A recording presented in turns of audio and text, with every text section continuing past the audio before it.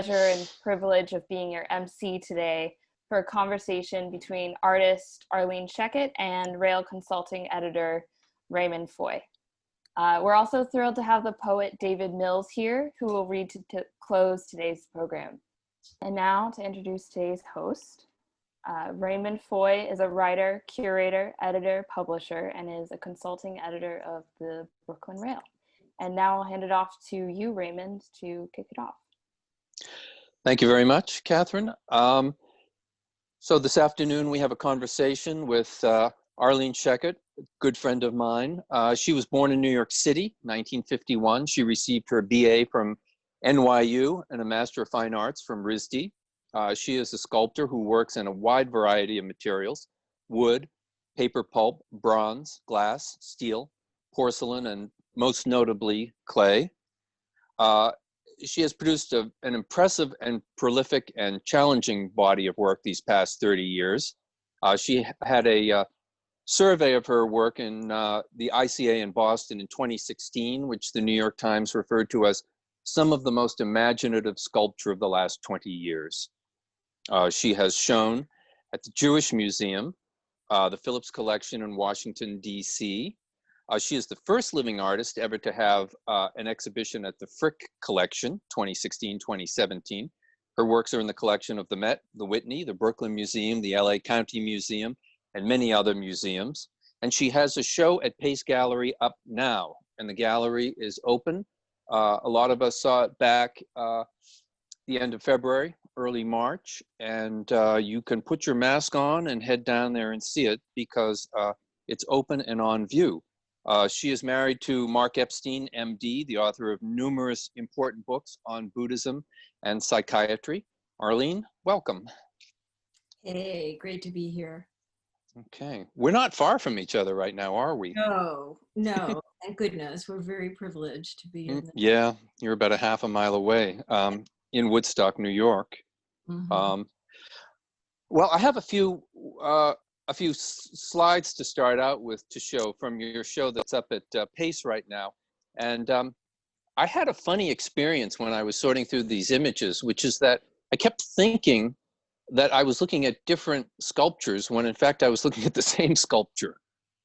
These have very different aspects from every angle. Let's look at a couple of these images, Lewis. Let's just go through. Installation view.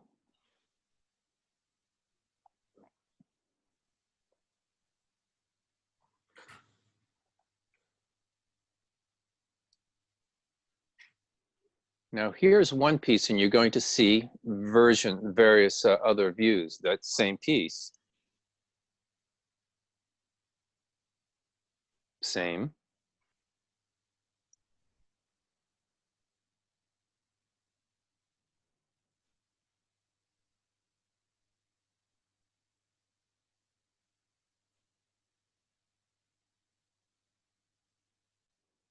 Okay, we stop there. Arlene, what can you say about this show that's up at Pace right now? This is where you're at the moment. Where is that for you, work-wise?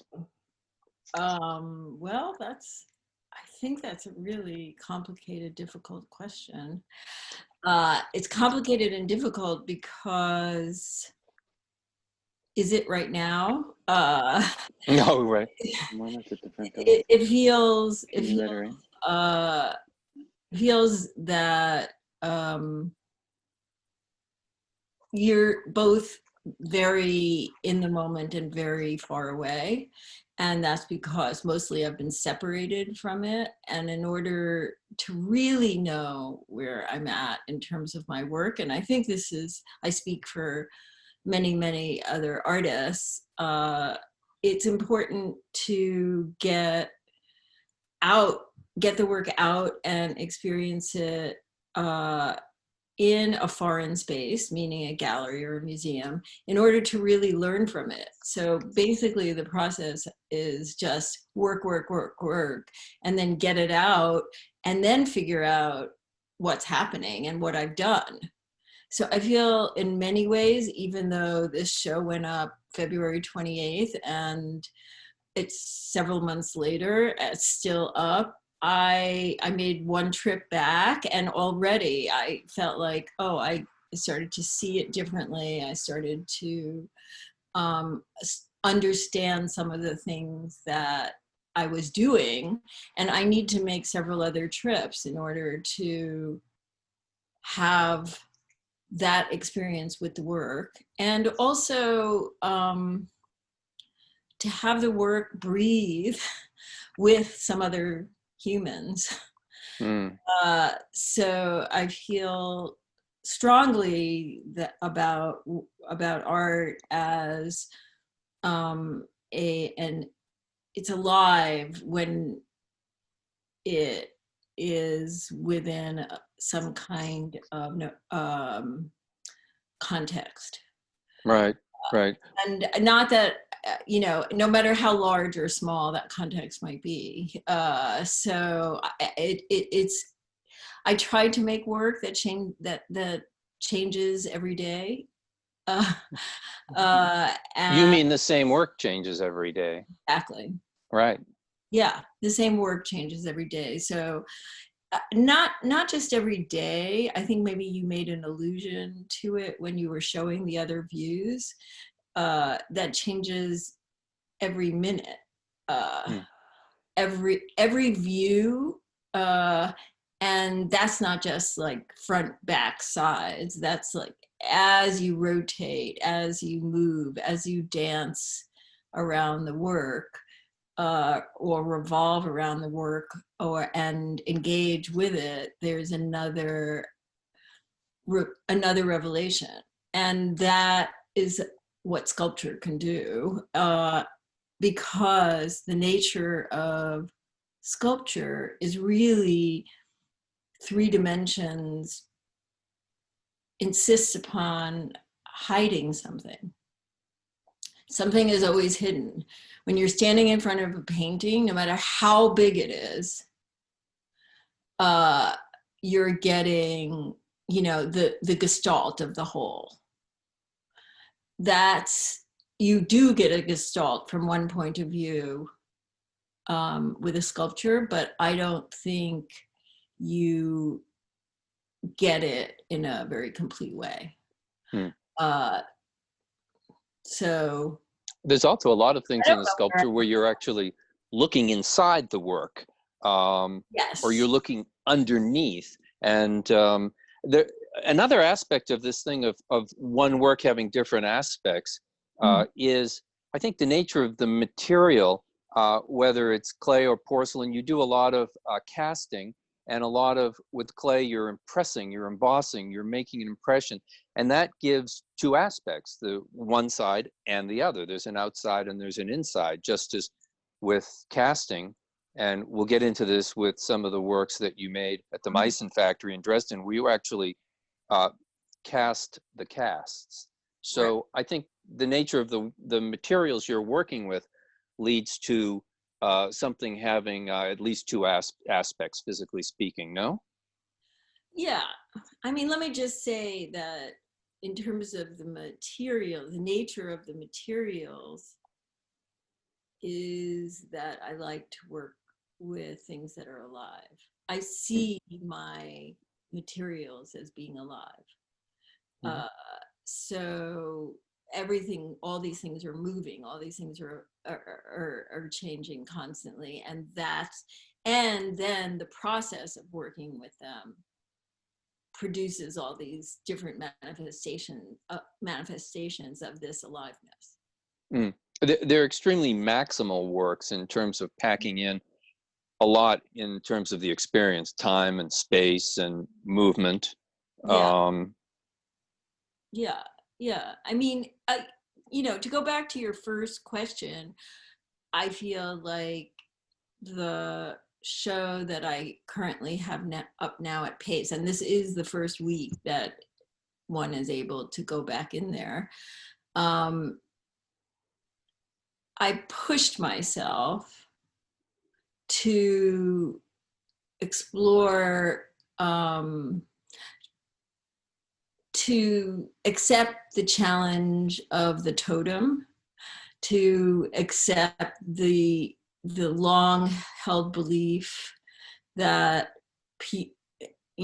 people had offered me early in my schooling, which is that sculpture is basically a vertical experience, and towers or does something. So I accepted the totem. I increased in general the scale of what I was doing, and in general the level of complexity in terms of my carpentry skill, all of the skills required, things were coming together, all the skills required. And then there's cast things, as you mentioned, that are, old school kind of casting, lost wax and bronze. I just had fun and said, okay, I'm just going all the way. It's a new gallery for me, is a relatively, very few people have even shown in that space. I hadn't had a gallery show in New York in about 4 years. So, of course, and I'm mostly closeted by myself up here in the Hudson Valley, not just during the pandemic, but getting ready, but working, because my studios are up here. And so I was actually looking incredibly forward to being in the city and to having the social interactions that I mostly don't have, and to getting the feedback that I spoke of before that's so critical. You have a highly personal set of forms that has emerged down through the years. And I guess one could spend a lifetime figuring out where they come from, and you probably don't even want to know where they come from. But have you ever thought about, I mean, these are built works. They emerge from nothing. Where do these forms come from? Do you ever think about that, or have a sense of where they emerge from? Yeah, I try to be in the studio with a kind of open awareness, and that openness gives me a lot of room to play, and I don't do a whole process before I begin something. My process is really to find out what I'm doing. My process is, okay, here I am, it's Tuesday in the studio. What's here, what's now? What am I gonna do? Or something has started, let me take another look at it. And so it's very laborious in that I'm moving things around, and I'm just building, and it's in real time and real space. But I'm not, if it was planned, I would be way too bored. I get bored easily. Yeah.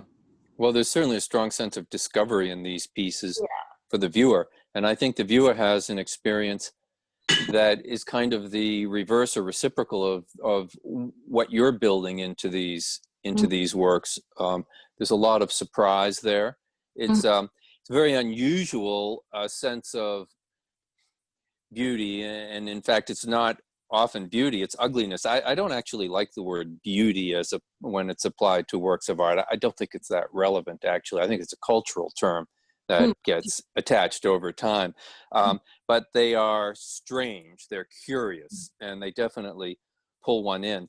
I want to just quickly talk about the subject of clay, because you work in ceramic in an absolutely masterful way. You came to that material at a time when it was very much a discredited material, was it not? Oh yeah, totally. Yeah. It might still be discredited. Not after this show. I mean, the jury's still out on that. But yes, discredited, women's work,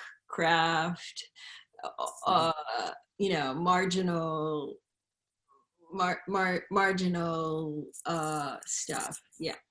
But you must have seen that medium go through a lot of changes in the past 20 or 30 years, no?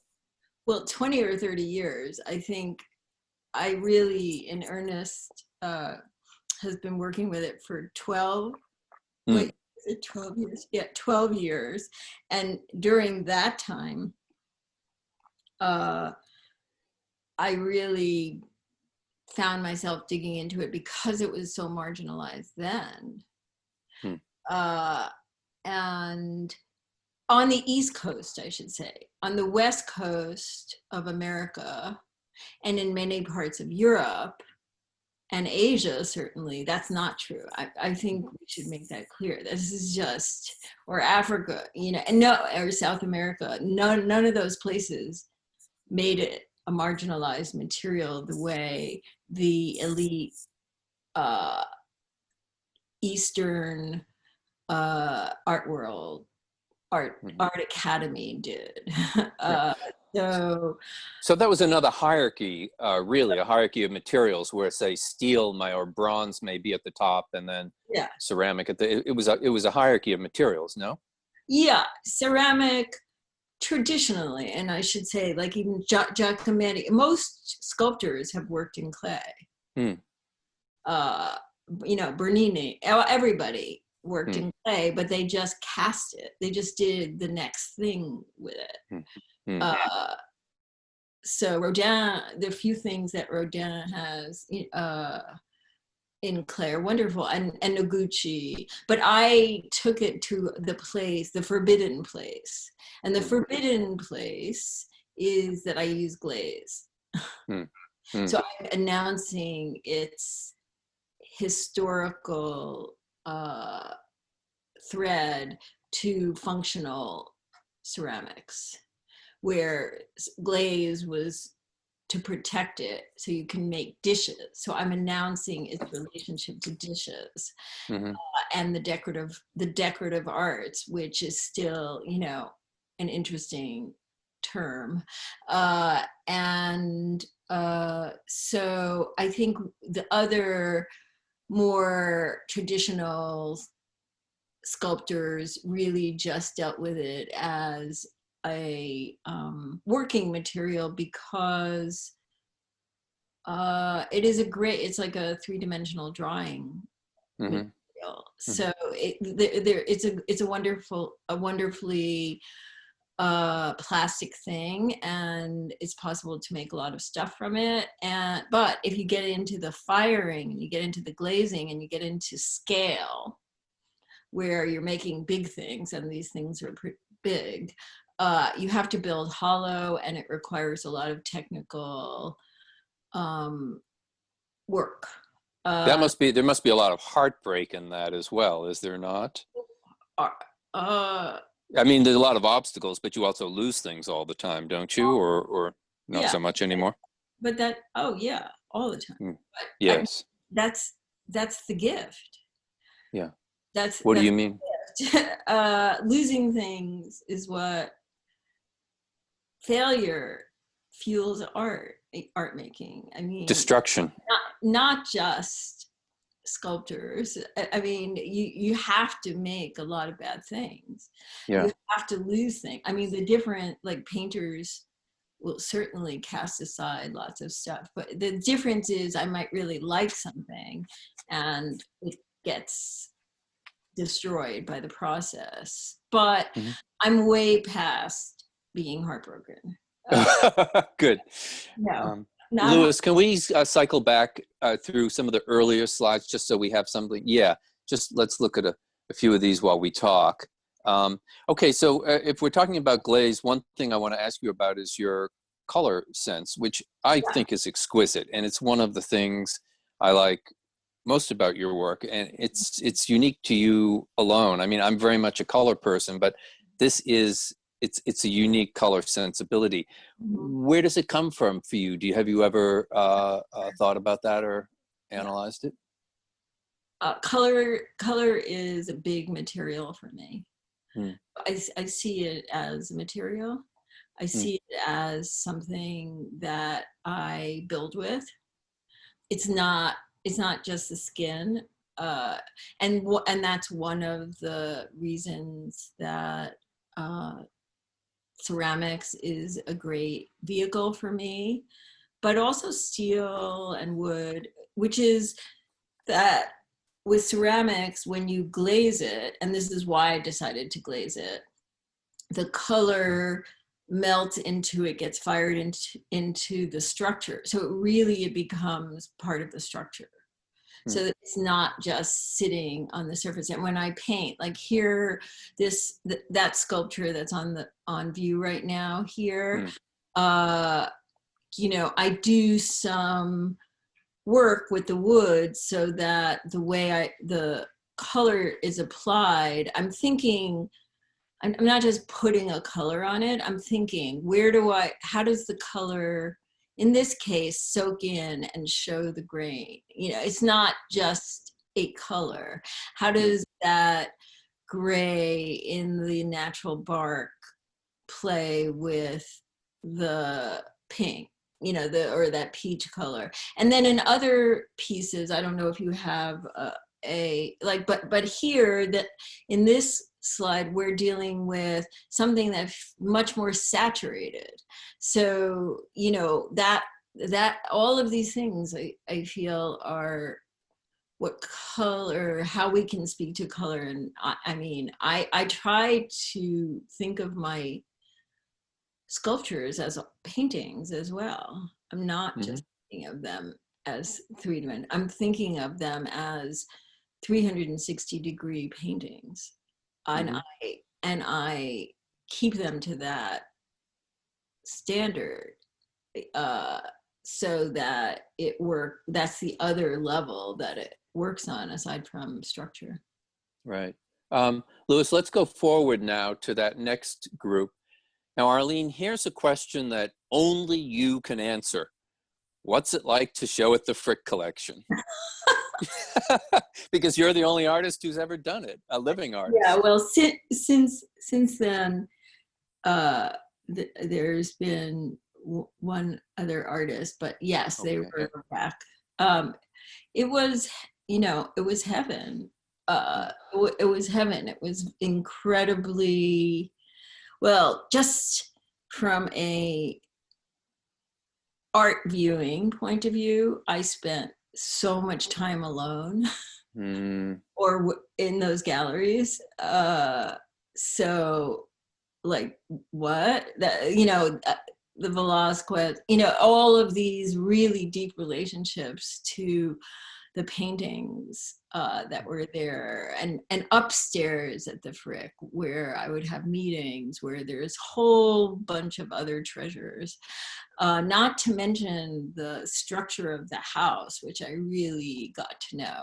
So that was, you know, affected me wildly. And I worked on this show for about a year, and it was in response to my having spent 2 years on and off at the Meissen porcelain factory. And so in this show, like, those are not my pieces, but I was paid and hired as a curator of the Henry Arnholt collection, Meissen collection, much of which then came to the Frick. So this is the continuation of a couple of years before, I had done reinstall the porcelain and done an intervention at the RISD Museum. So the people from the Frick had seen that and been interested for me to do it. But let's just say they were terrified they were going to have a bad reaction. There was a lot of, you know, a lot. I felt under a lot of pressure to do something good, and it's a great, you know, it's a great place. Everybody cares so much. I had a whole cadre of wonderful people to problem solve. Each and every piece I chose had its own mount made for exactly where I was placing it. So I worked on installation. So installation and how something like 18th century work is displayed is and seen together and interpreted is a big part of my, I hate that word practice, but a big part of what I do as an artist. Now this image let's go back because that's the next group.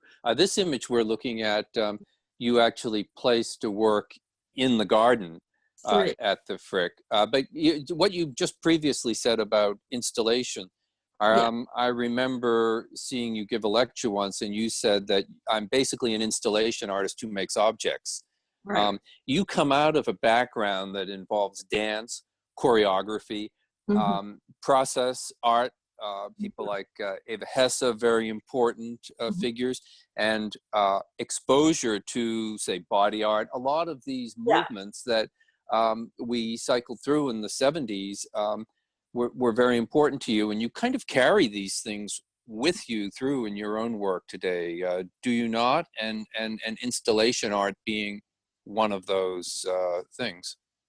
I don't know if it's installation art, but yes, it might. The idea that as an art, it is important that I granted myself the privilege of seeing that installing works of art could be an accepted part of the work of an artist.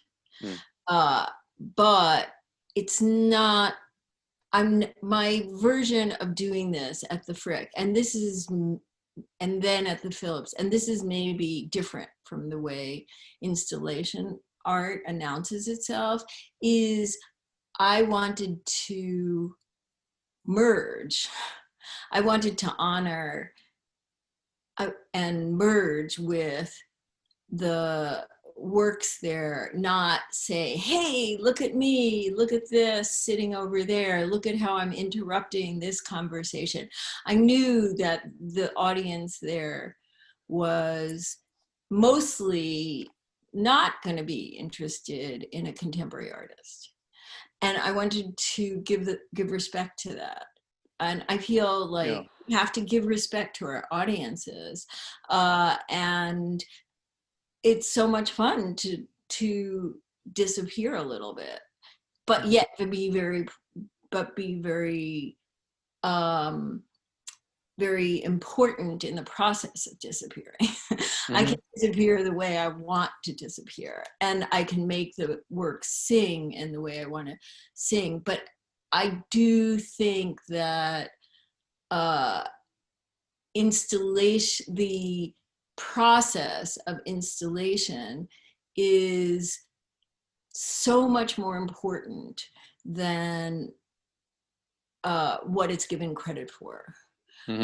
I feel strongly, and of course in 3 dimensions this is very true, but and taking on this 18th century vocabulary where basically porcelain has always been, you know, for hundreds and hundreds of years, it's been like little soldiers in cabinets lining up in a very unanimated way. And I know, having spent a lot of time in Dresden and related areas, that those were really great artists who made those things, and they made those things to be seen in, you know, they engaged and they wanted to be seen in every which way, and they were never seen like that. So my mission is to make that stuff come alive, because trust me, some of that crazy, the things we think of as figurines or even just a plate that's painted, some of those things are wilder and more risk-taking than some of the most outrageous figurative art of today.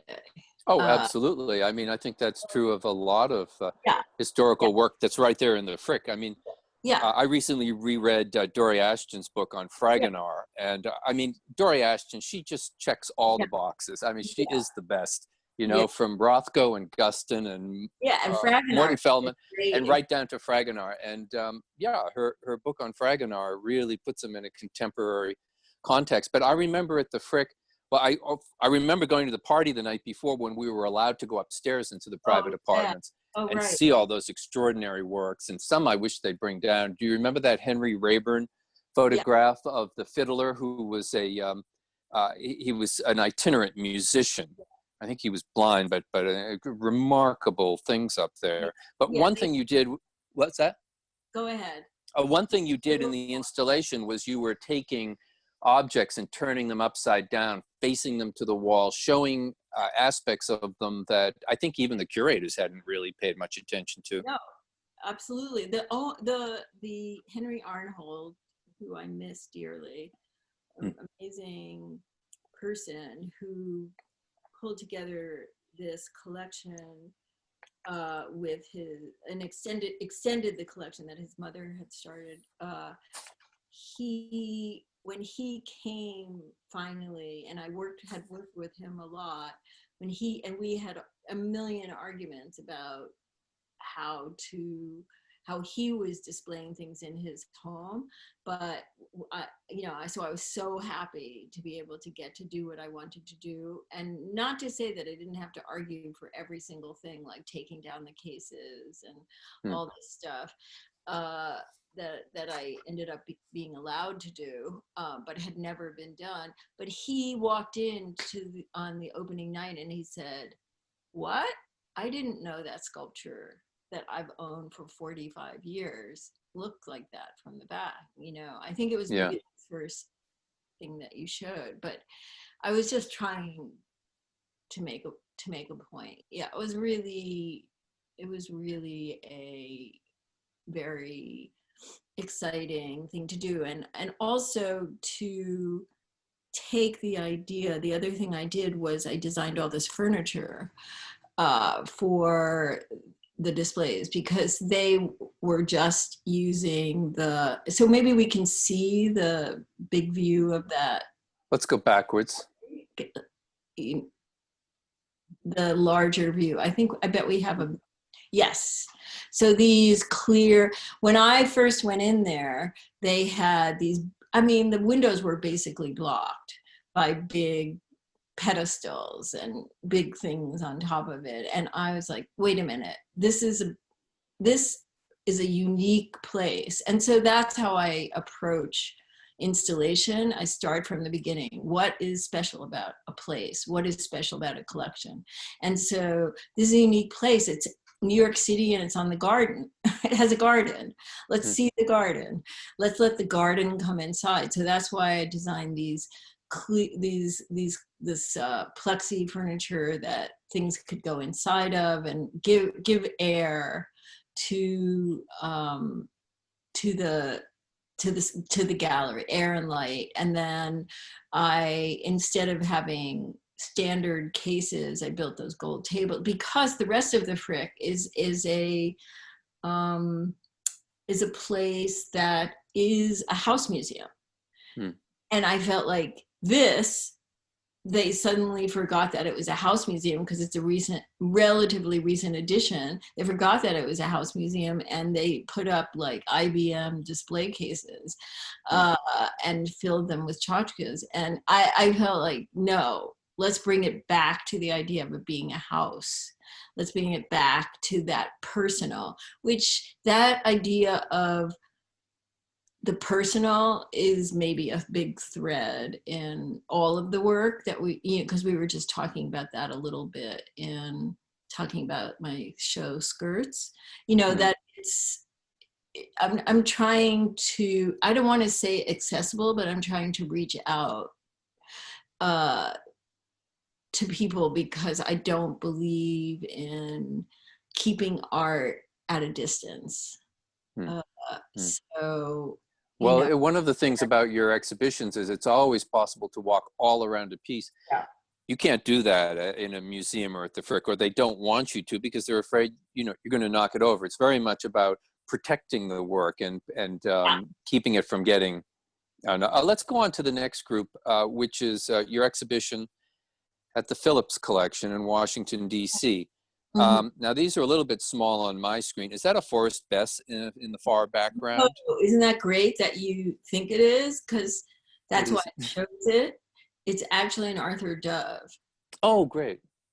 So, but this room has a very, I was asked to pick some works. I ended up picking 52 paintings and drawings, but all those small pieces, those are all Forrest Best paintings that had just the year before, when I was organizing the show, they had just come from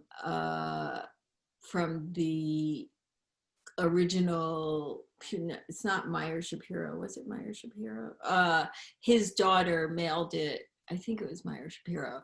Mailed them to the Frick and said, "Okay, you should have these." To the Phillips, you mean? Yeah. Yeah, you should have these. He mailed art supplies to Forrest Best, and in return, Forrest Best mailed him paintings. And on the right, you can see these. You can't tell, but they're the letters that came with each piece, which were basically dreams that Bess had gone through, that he felt related to these paintings. And the whole thing was amazingly, like, just amazingly moving. And Forrest Best was a very big influence for me, especially when I first moved to New York in, like 1982 or something. So amazing. Yeah, because there were early shows of his, and that sense of oddness that you talked about with color and odd color. He is a painter who is also a sculptor. He's sculpting out those paintings, and so I loved being able to. This is the first time that they were ever shown. So you raided the storage and got those Forrest Besses out, huh? I raided the storage big time. Well, what's here? Morris Lewis. So in organizing this really big gallery, I saw all the connections, but didn't want them to be. I find, like, sometimes curating is here's a lot of blue thing, where things are joined together in ways that are too close. I wanted to expand the way relationships could develop. So that's what I was trying to do. So in this very same gallery, we have the Morris Lewis. And they had asked me, the mission was, I had been asked by Klaus Ottman, who I worked with, he felt like the Phillips is very heavy on paintings and not on sculpture. Well, of course, this pretty much describes every single museum, but yay for Klaus Ottman for taking note of that and wanting to do something about it. So I could have sort of done anything. And I actually installed in the entire house part of it because I love house museums. And so I got to install all over the place. So there's another view, and there's a Joseph Albers there with Kenneth Noland, and then a small Forrest Best. So let's talk about pedestals just very briefly, because with the painting, you've got a white wall and you stick it on the wall, and if it's low, you raise it up. If it's high, you raise it down, and then it's just there, and you don't have to see anything. But with a sculpture, particularly a work like this, it's got to be seen at a certain level, and you can't put it on a wall. So you have to use a pedestal. What is your relationship with the pedestal? Because I think in the 60s, a big project for sculpture was to get off the pedestal. Oh yeah. So was that a problematical situation for you? Yeah, but it was Probably, yeah, I mean, I think when I was in school and everything, no pedestals, zero. No, no. The floor, Mhm. everything was on the floor or hanging. So think of Carl Andre, Eva, that was Sarah, of course, yeah. how you did it.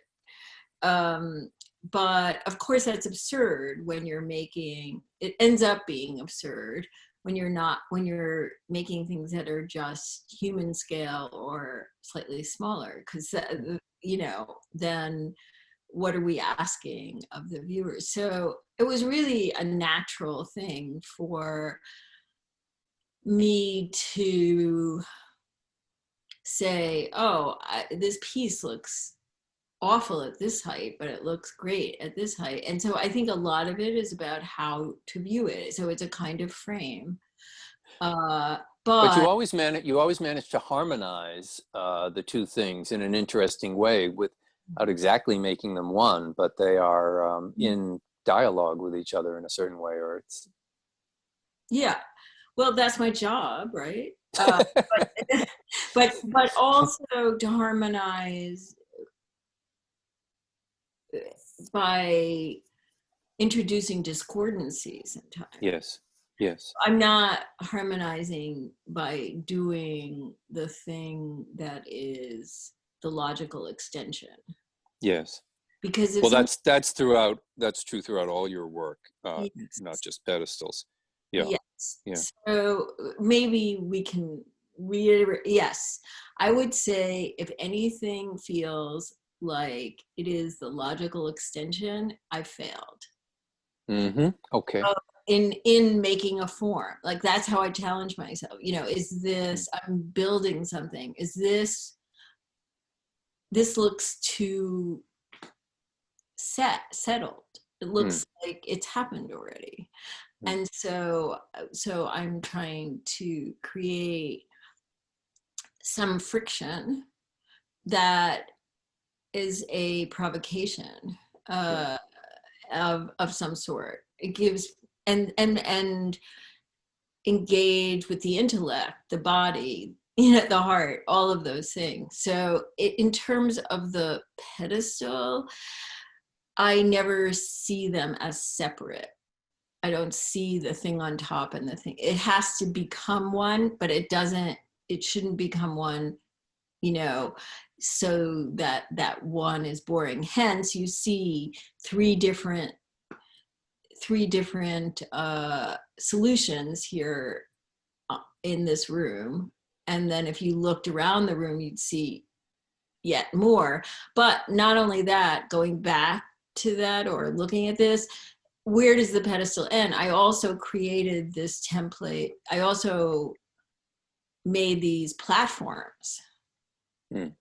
But people don't realize that. They think the museum did that. No, or the gallery did that. Or like when at Skirts, when I built the wall, that was a very direct intervention into making the gallery a sculpture, the gallery a space, a sculpture. So the short of it is that I see the pedestal as the architecture, as a form of architecture, and the architecture of the piece, of the other thing. And so I'm always been very interested in architecture and building, and I think many, many sculptors share that interest. And so how a building fits together is just another version of how a sculpture and all its parts fit together. Let's look at the next image or two. The Mondrian. There we go. Yeah, the Mondrian with something, again, that artwork with the Mondrian there is not the logical artwork. In a way, it's logical only because it speaks to the logic of Mondrian making his pieces intuitively, which people don't realize. And Mondrian is actually I love Mondrian. but of course I love a lot of people. So I love Mondrian because he took his rooms, the rooms where he lived and worked, his studio, and he put pieces of paper, little sticks up in order to make the room itself an inhabited painting structure. So that's, that was a kind of rehearsal for him, that I feel I do that kind of thing just in my living space all the time. But I loved when I learned that. And so but everybody thinks, oh, this is hard edge. He's really like mapped it out. No, it's really an intuitive thing. But on the other wall that we're not seeing, there was a beautiful Joan Mitchell. Oh, and yes. So putting the Joan Mitchell with the Mondrian was, and then my sculpture was really fun. Next image is what? Matisse. Okay, some drawings. Let's go to the one after that. Mm-hmm. Matisse. Yeah. I mean, these are powerful works of art. I know, aren't they? I Oh mean, how much fun was that I got to paint that wall. And then behind this wall, let's look at the next slide. Yeah. Yeah. Hiding out. Well, as I said, sculpture is always hiding. And if you think you're seeing, because when I first visited the museum, they had that wall up there. And when I looked behind it, they had, they were using it as a storage space. As if because you walked in the room, you didn't see. That was it. The wall, you're never looking behind it. I said, every single person is looking behind the wall. And so I'm going to use that idea of behind the wall. I feel like the patron saint for a lot of these works is Andy Warhol when he was at RISD and did that Raid the Icebox show. I mean, didn't you just love that? 100%. Yeah. I actually, my show at RISD Museum, I said to them finally, after they were asking me what pieces I wanted to use in the installation, I said, you know what? I'm going to use every single piece of mice and porcelain that you own. No editing.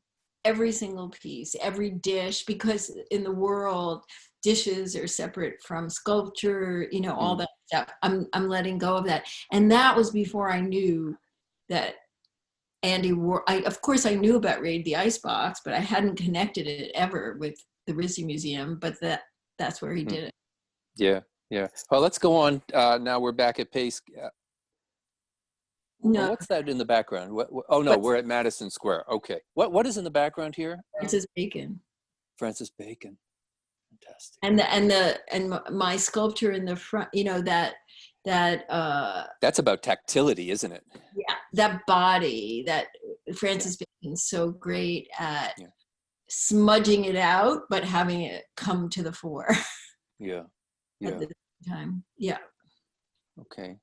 Now, Madison Square Park. I remember when you had rented a studio in Woodstock specifically to make these works, and couldn't believe the amount of work that was going on. It was like a mad scientist, and you always knew what you were going for. And I sometimes wondered, but it was extraordinary. And you made these in so many different forms and ways and models, and you really just explored every aspect of these works volumetrically, thematically. And they seem to me to be very much about fragmentation. And I guess as a sculptor, that's probably a big subject, because so much of what exists from antiquity down through the years exists as fragments. So you've got to imagine what else was there. What can you tell us about this installation and these pieces? I think we have, we've gone on for 50 minutes. Let's spend another 10 minutes and then we'll take questions. So get your questions ready. Is that good, Catherine? Yeah. Okay. Okay, so the way that Madison Square Park art exhibits have mostly existed has been on the green, that big oval green. But the fact of the matter is they gave me tremendous freedom to choose where I wanted to do it. And I spent a lot of time analyzing the park, like similar to being at the Frick, like lots and lots of trips and seeing what's going on. And I saw this relatively unutilized part of the park. It had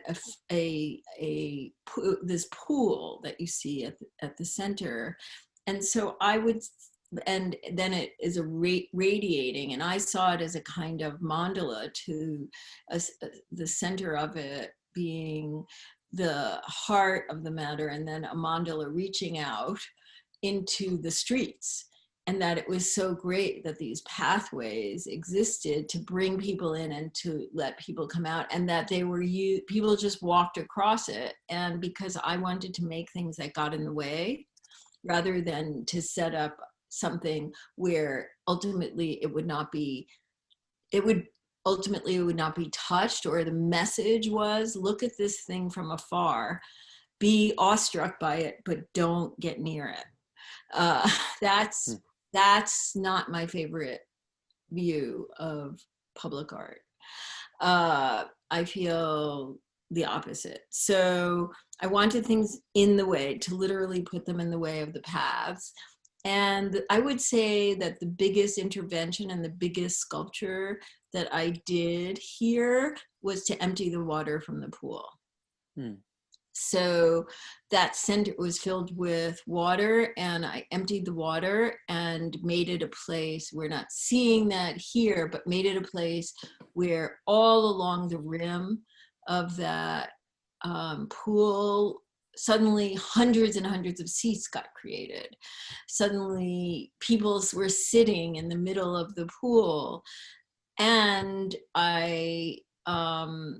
and then I could rotate these sculptures around it to, make it more of a site, more quizzical as a site. But if people just wanted to come sit, that was also okay. And in making it a site, I also made it a site for performative actions and many, many things. And describe what we see here. Here we're seeing Diane Wiest.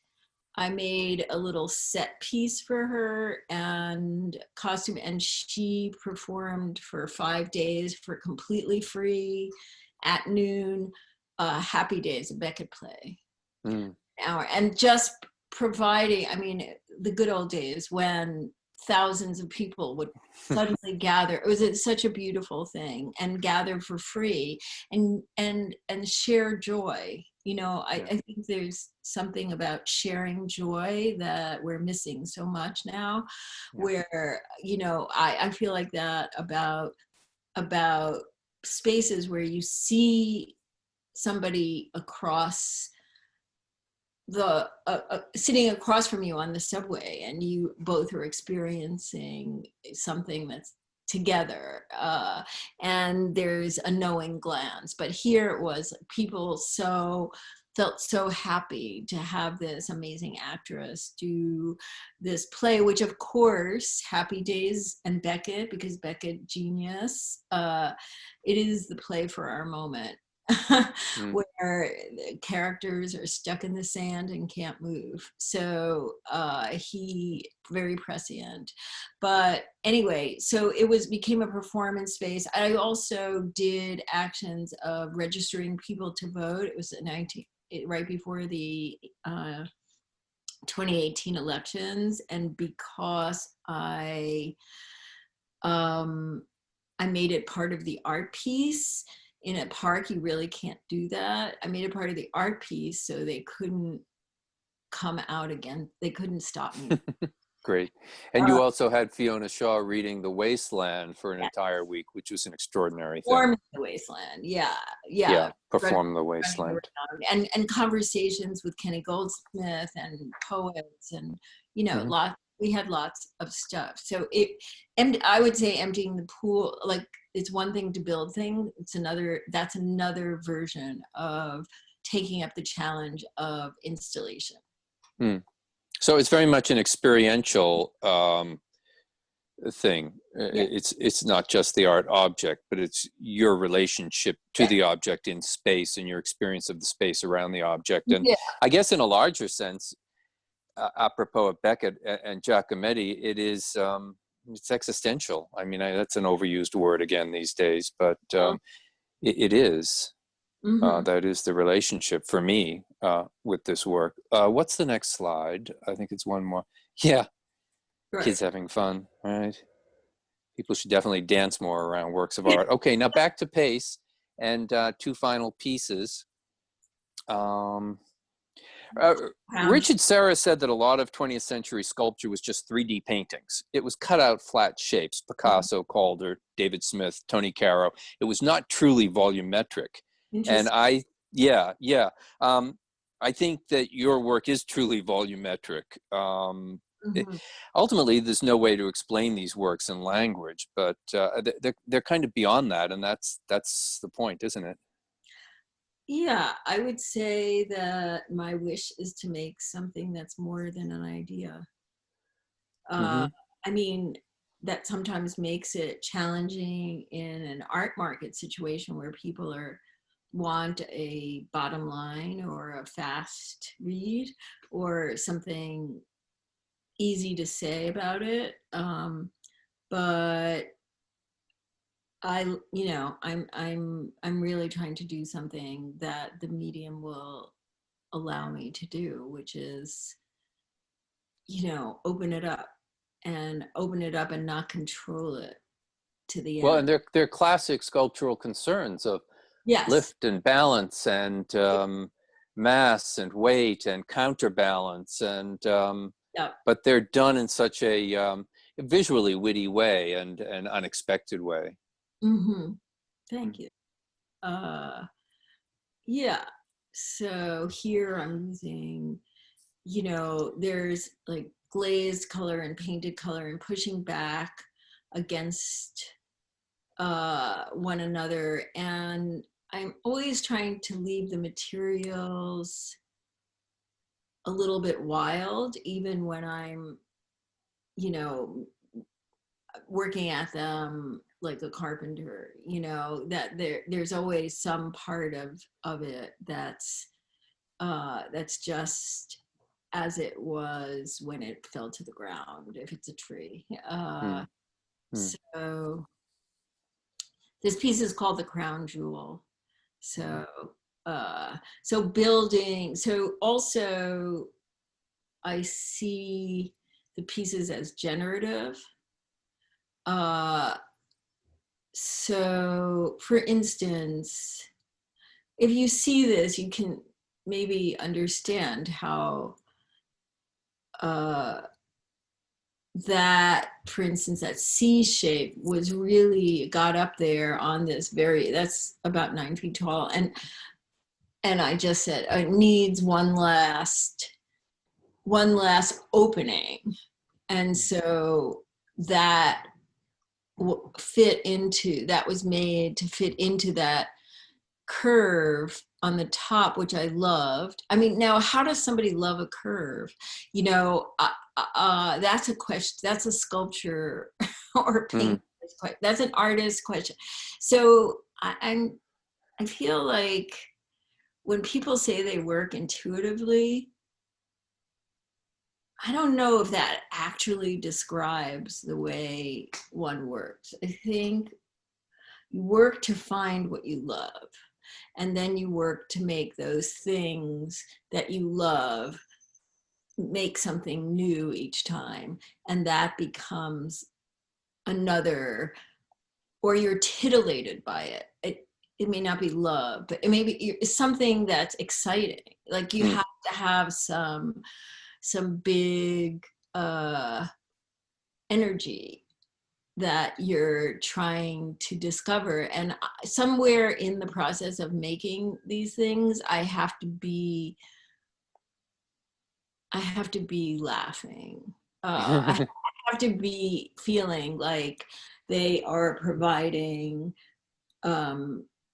they at least provide me with some kind of joy, and maybe maybe my assistant, you know, like I realized at a certain point last year that when I was like often, Eric will be holding, I'll say, let's hold this up and let's hold that up and let me figure it out. And he'll be standing there, you know, breaking his back and doing that. And then I'll be looking at it and I hear myself saying, oh, let's do that one. That's much funnier. And I don't think I mean funny. I don't think I mean funny like ha ha. I think I mean something else, wit. Yeah, play is what's going on in the studio, isn't it? You're right, Raymond. Yeah, it's really getting a hold of the fact that what artists do is they play, and if you can keep that play alive for the viewer, then you're sharing something real. Well, my experience of really good artists down through the years is they work harder than anybody I know, and they have more fun than anybody I know, and that's a great combination. Okay, that's the last image. So, Sophia or Catherine, let's go. Shall we do some questions if we have? Unless anything else you want to say, Arlene, right now? Oh God! Get down to pace and see the show. Yeah. Safely. Yeah, go see it. It's so different to see it than to see the images. But yeah, I'm happy to do whatever you think is right. Okay, well that was a wonderful conversation. It's super fascinating to hear about the curation and the setup and everything. Our first question comes from David Maisel. David, I will pass the mic to you. You should be able to speak now. Okay. Am I supposed to see David? You David. probably will, yes. David, If he wants to see you. I see. I hope I'm doing it right. Okay, there you are. Hi, Okay. David. Hi. What an exhilarating conversation. Thank you guys so much. I'm on the West Coast and I really wish I could get to Pace to see Oh. in person. But the last place I lived in New York before moving to the Bay Area was right across the street from Madison Square Park. So I'm profoundly interested in what you did there to remake and reshape and expand the possibility of that public space, which when I lived there, we didn't walk through day or night. So in a while. But can you talk about the origin of the idea of having Fiona Shaw and Diane Wiest were both of those pieces done in Madison Square Park? Yeah. So was there like a lightning bolt for you, and did the actress, the performer and the piece, come separately or come together? I just would love for you to sort of take us through that a little bit more, and what it did for you and for your work to have that experience. Well, that's why I was talking about the circle. Once I decided the piece around the circle, I decided the circle. Oh, and I should say that my planning for that installation and project came while just when Trump was getting elected, and I immediately felt like, oh, this is it's like such scary times. We need places to get together. So that actually was the larger template. Like I need to create a place to gather. Mm-hmm. Mm-hmm. And so I just kept an outdoor living room. Mm-hmm. And there's actually I see you have site maps there. Are you an architect or something? I'm a photographer and visual artist, and images from their aerial photographs of I looked at a lot of things like that, like where is the placement, and also places to gather. There are very early 20th century architectural texts that I found where they really, that they talked about that idea of the town square.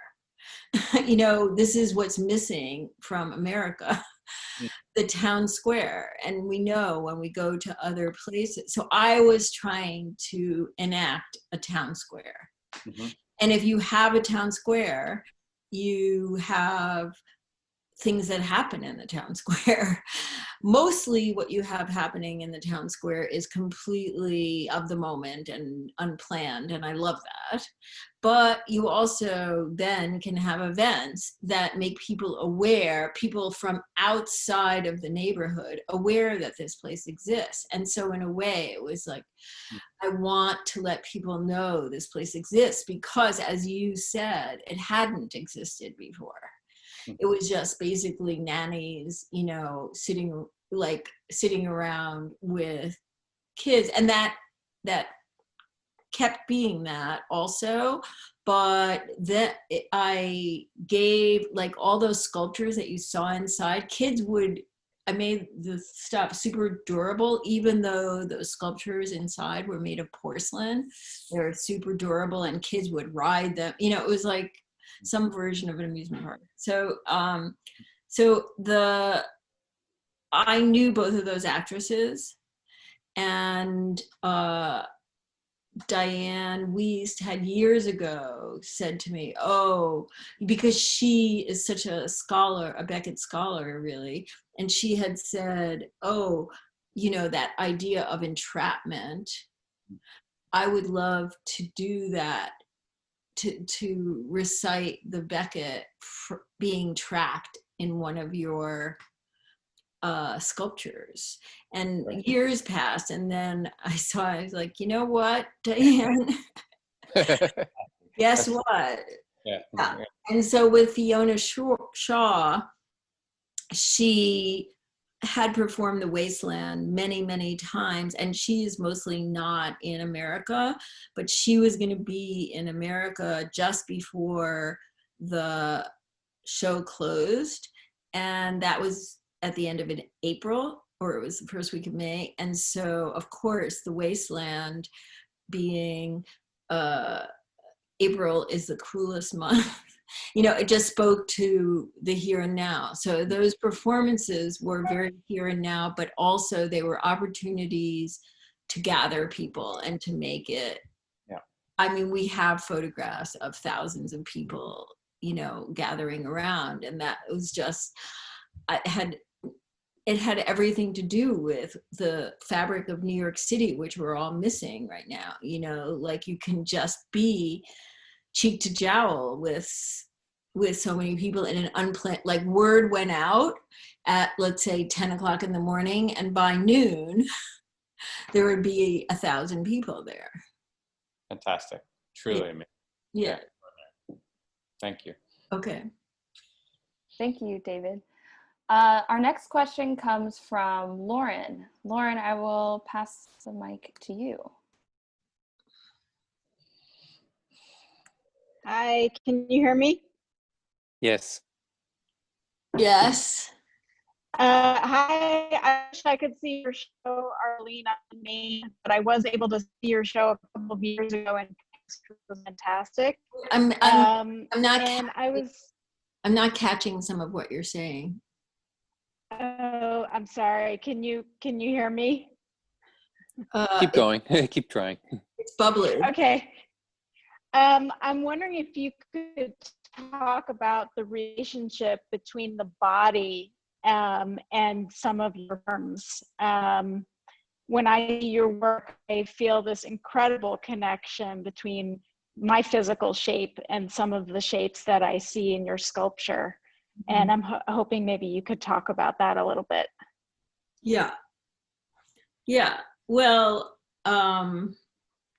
again, I feel like, yes, the body, I don't resist the feel of the body, but it comes about more from me trying to make myself porous in building the works rather than figuring out that that's what I want beforehand.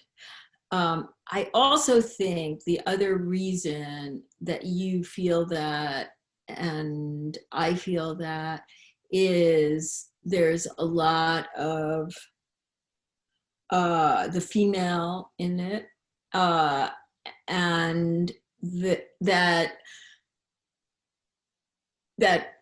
could be embarrassing, but I've allowed myself or encouraged myself to be embarrassing or to feel embarrassed. Like, what the fuck do we have to lose? Just be embarrassed, you know, or just make things that are embarrassing. Yeah, do that. And then the other thing is the scale.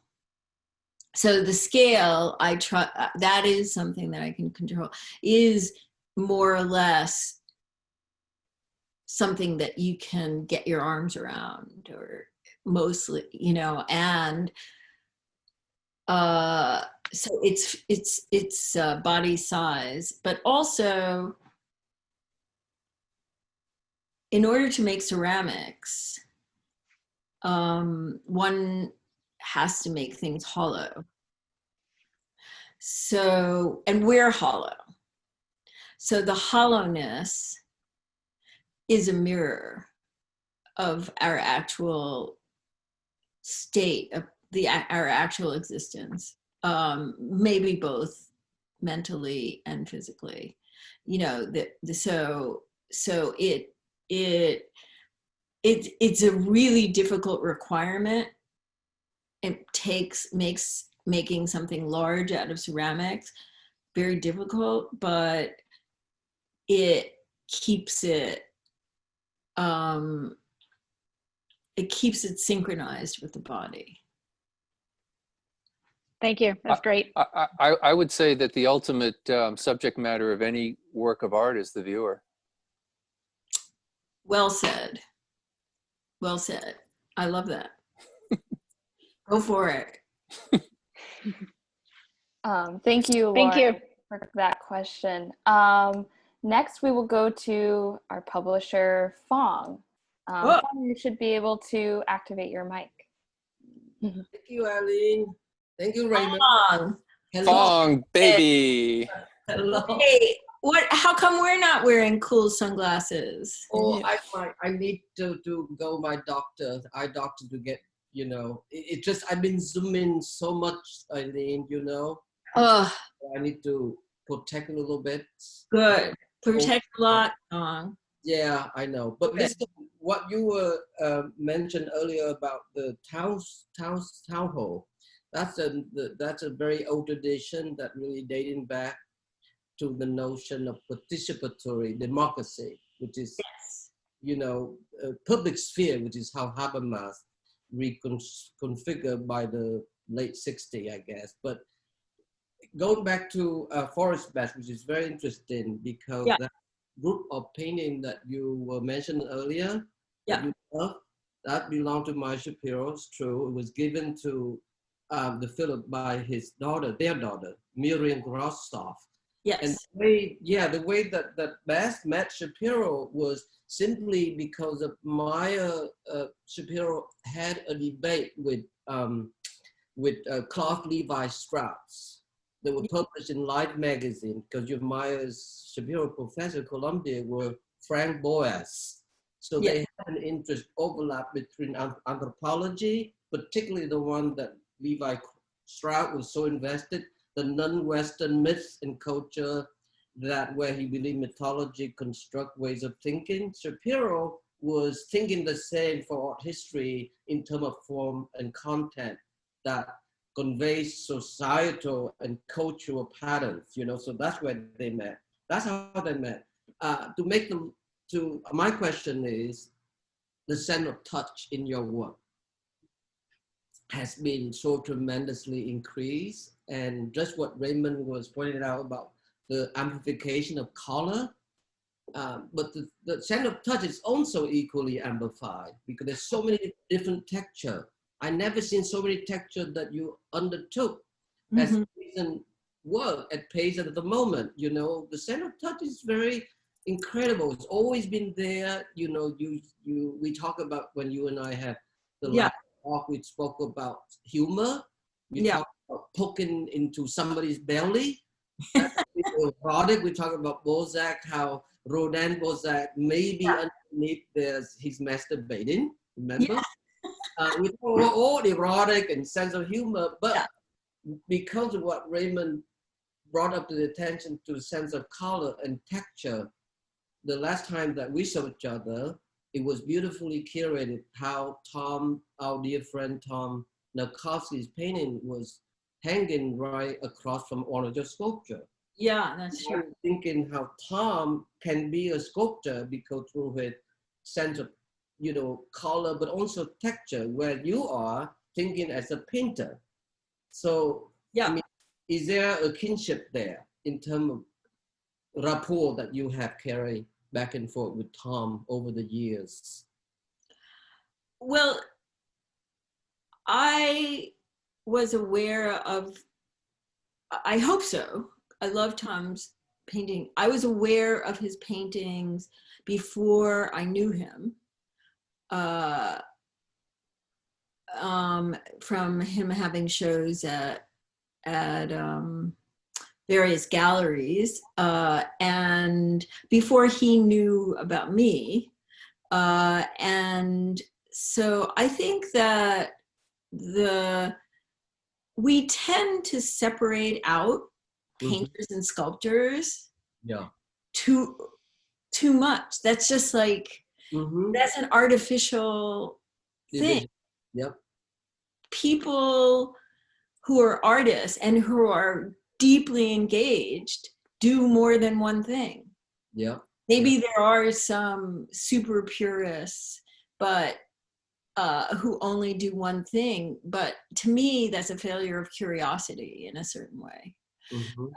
Because if you are like making art, somebody is really about curiosity, is really about pushing, like, what would happen if I, you know, or I'm like I always describe it as a hunger. Like I'm hungry to try this. And I think over the years, if we really look at the history of art, we know Da Vinci did everything. We know people did everything. We know this happened.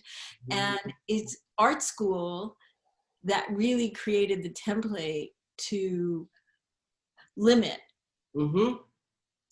And that construct was really about finances. Like, how are the departments going to get their allocations? And I know this because I was an academic for 15 years.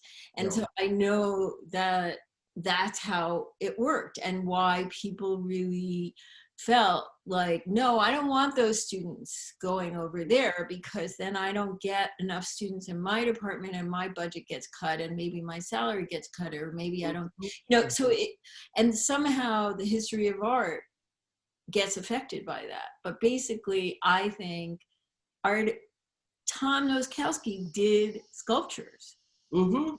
Yeah. When he was young, and so, and I did paintings. and I see, as I said, I see my sculptures as three-dimensional paintings because I'm hungry for that. And I think the way he made his forms, he saw those things just as much as sculpture. He had a very, very particular sculptural conversation going on with those forms. And we did joke about trying to share it, and I would make his and he would make mine. But Forrest Best definitely figures in there, doesn't it? Forrest Best was definitely, now I never actually spoke to Tom about Forrest Best, but Tom was Mhm. a very, very learned guy. He certainly saw and knew everything that there was to know. And he for sure knew Forrest best paint and was influenced by that. So like digging, you know, digging deeper, it's where did you come from, and what are you trying? And I know he was hungry in the same way that I'm hungry. Like when people say, who are your influences? My influences are everything. Yes. In and out of art, everything. There is nothing that is that is a wasted experience. When I was in art school, and this is the beauty, the thing I think we're missing now with the internet. I spent a lot of time in the library, and then when I was teaching at RISD, I spent a lot of time in the library, and the things I would read in the library were whatever the fuck somebody left out on the table. So that instead of me searching for the answer, the answer is making it itself available to me. And that's the, like, so the web, right? The web was set up to create that, and this is related to that, and that's related to that. But I think that complete randomness of humanity, you know, one person leaving something on a table, can't be beat.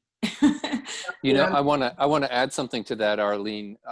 When I was growing up, I think when I look back on it, the best education I had was going to the library, Chicago Public Library, Philadelphia, Boston Public Library, taking down the big bound books of art magazines, and going through Art News, Art Bulletin, Art Forum, Avalanche, Art News, every single one, and looking from cover to cover, year after year, looking at the ads, looking at the want ads, and just going through, and there's no substitute for encountering that material physically firsthand. It's a cognitive difference there.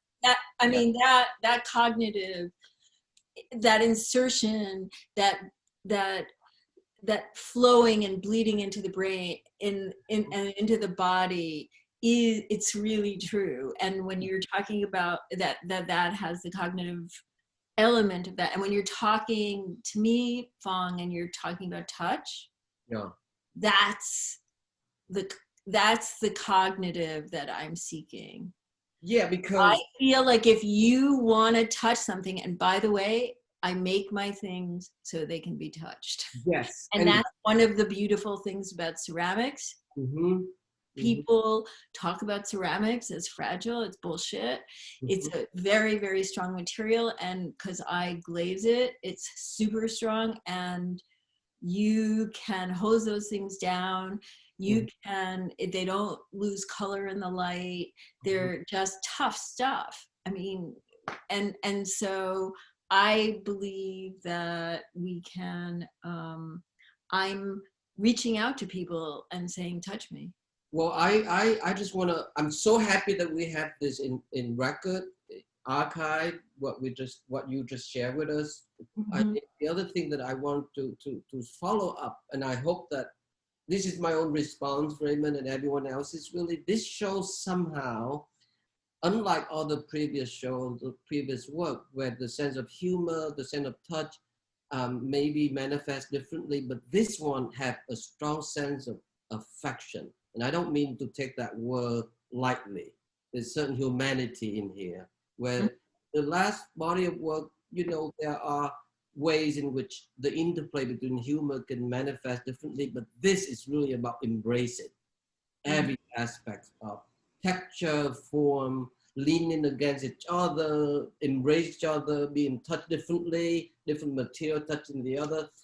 I think the vocabulary in this show will be proven that you can work on it the next 10 years or 20 years.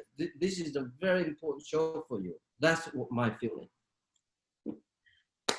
Thank you. I think so too. And is it like people ask me what I did with the coming of the pandemic, and given that my show had been scheduled to be up for 2 months, and instead it was up for less than 2 weeks, I sat just in shock for 6 weeks, like, oh my God, that moment to share that. Yeah. Like, it's so fun to share that. So it's wonderful, Fong and Raymond and other people who are there. It feels like, well, that it actually existed, but it became a fiction. Mm-hmm. Now that feeling of being so removed. And I know so many artists were in my position and feel like that, and my heart goes out to them because it's really complicated and weird. And these are complicated and difficult times, and you right now with doing this are coming up with other forms, and we're all just trying to come up with other forms to be together. This is our town hall. Hello. Yeah. Yes. Yes. Absolutely. Thank you so much, Fong, for that, and thank you, Arlene, for your generosity today, and Raymond for leading such a thoughtful conversation. This has been super fascinating. Thank you to you. Oh, of course, my pleasure. Now is a good time to move to our tradition of ending lunch with a poem.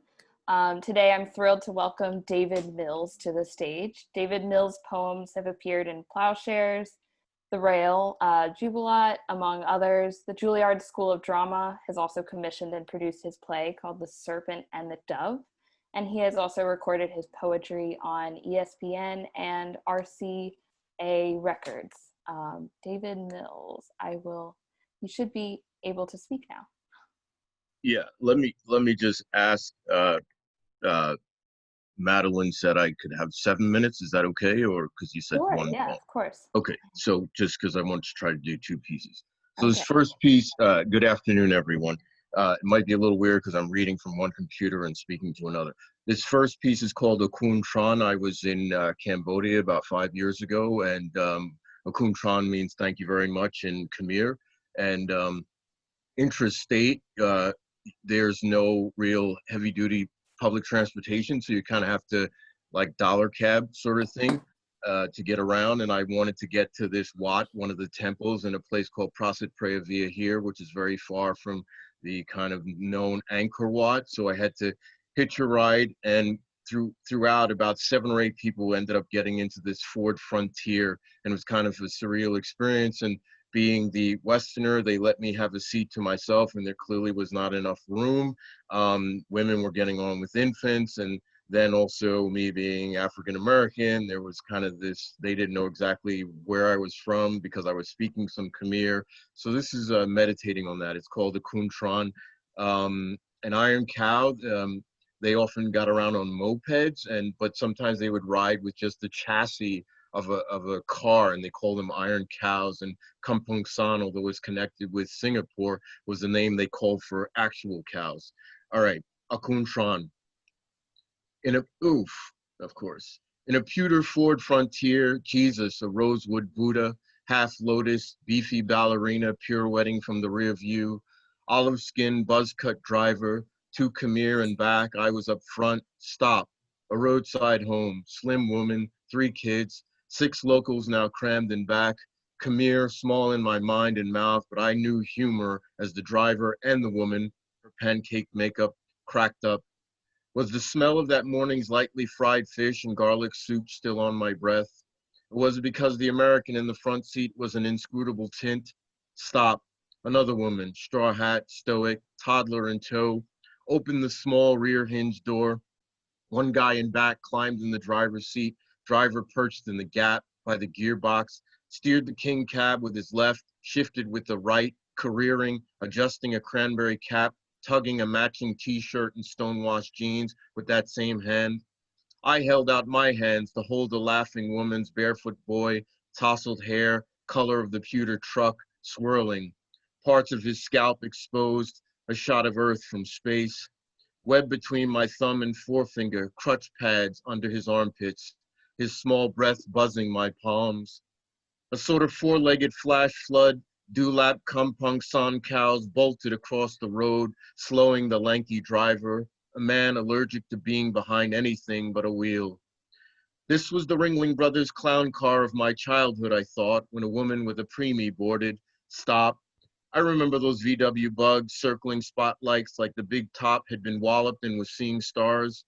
Back then, clowns climbed out, some with heads bald as eggs, yellow hair shooting from the sides like boiled bolting yolk, some in black and gold knickers, flaccid brogans, Pink Panther, doo-doo, doo-doo, noses juicy as beefsteak tomatoes, satin suspenders, pot-bellied pants hiked, circles round lips, wide, white as some baby's bottoms. 9 must have climbed from those passenger doors with tinted windows. 9 must have climbed from those passenger doors with tinted windows, the hood popping open like the mouth of a bottlenose dolphin. 2 more clowns climbing out, unlike here where people just kept climbing in, adult laughter, the constant passenger. But as if they needed to remind each other of their blood, the boy's sister inched between the front seats, extending a hand, him extending one back, smoothing her lollipop red top. We passed an iron cow. He pointed, whispered something Khmer, my hands vibrating with the buzz of his utterance. Twice he folded one leg of his camouflaged pants, underneath pale as lima beans. Then his head arced slowly into his hands, as if the heaviness of a stranger's 4 decades, a stranger whose lap he owned, tumbled from my forehead, then sunk into the back of his scalp like a hatchet-bitten shadow. Stop. The Frontier parked just past the pulsing rotary, the boy's mom circling the pickup. We'd never said a word, mostly knew the back of his head, bones soft as a quart of butter pecan left too long on a table. On a dusty path, he slid on bamboo sandals. His mom waved, a coon. Above the nearby highway, above us, above him more than me, a billboard. 2 fresh-faced Khmer. He eyed them, me, mimicked those teens with his tiny hands. Tips of his thumbs, first knuckles touching, the hand heart gesture, somewhere between thank you and love you. Thanks, I think, as kindness in the eyes of that quiet child seeped into the morning's throng. The next piece is an elegy for George Floyd. It's called Reverb Irate. Just some things to know. 1 Adam 12 is from a TV show.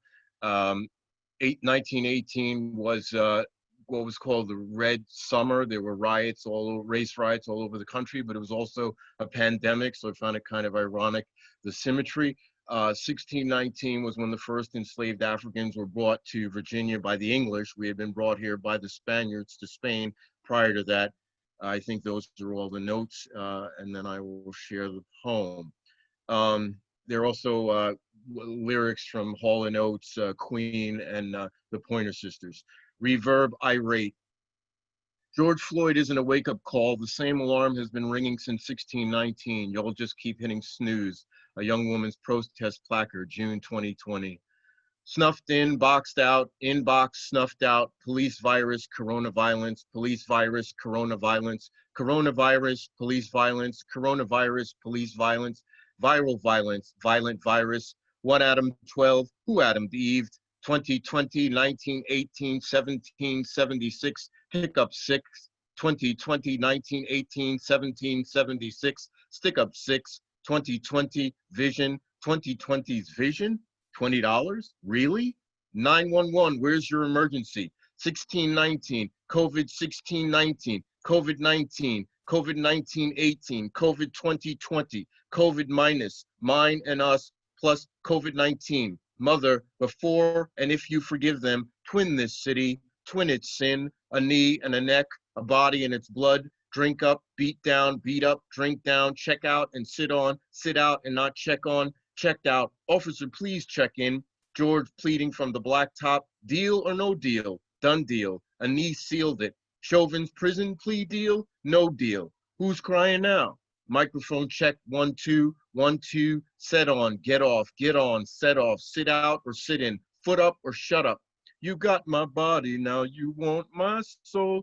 In and out, out and in, breath, chest, off and on and off, switch, breathe, I can't, Hall and Notes, no, no, no, no, no, no, no, no, no, no, no, can do. Yes, we can.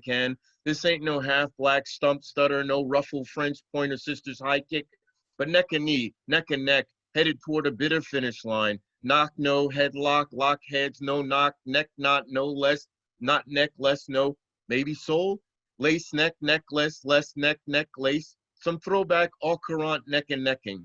One's calling out, who's digging in, digging out, calling in, sick is what it is, cried out,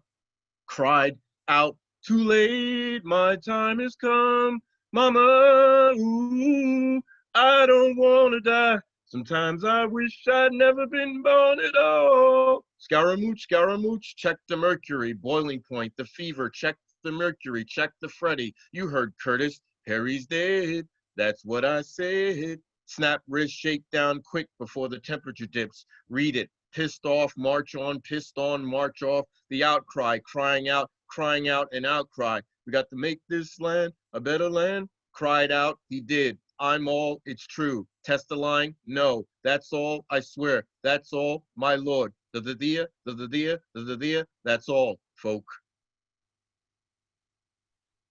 Wow. Thank you so much, David. That was amazing and super powerful. And I think we can all agree with the silent clapping.